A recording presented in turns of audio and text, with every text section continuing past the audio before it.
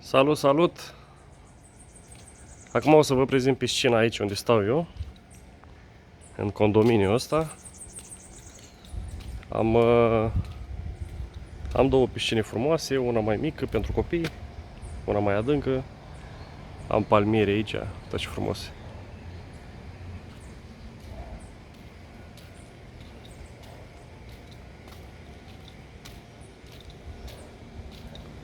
Îmi place să o lungesc cu video, dar vreau să le fac mai scurte, să nu fie plictisitoare. Aici am palmiere, uitați ce înalt e ăsta. Piscina. Avem aici un băiat care le curăță în fiecare zi. Floricele, uitați ce frumos. E liniște. E super liniște aici.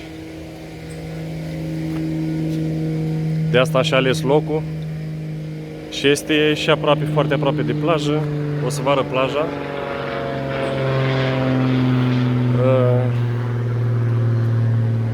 E safe aici. Știu că Brazilia nu prea, în anumite zone nu prea e safe.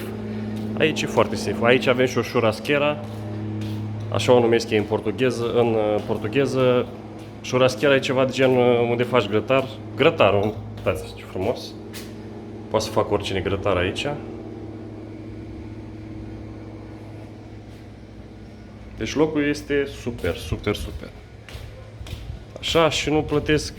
Aici plătesc deci 200 de euro tot. Deci plătesc chiria 200 de euro și curentul, electricitatea. Restul nu plătesc nimic. Apa nu plătesc, internetul nu plătesc. Și uitați ce frumos. Soare frumos pe cer. Da. Cam asta e. Aici nu. Da. Ok, guys. Bye bye.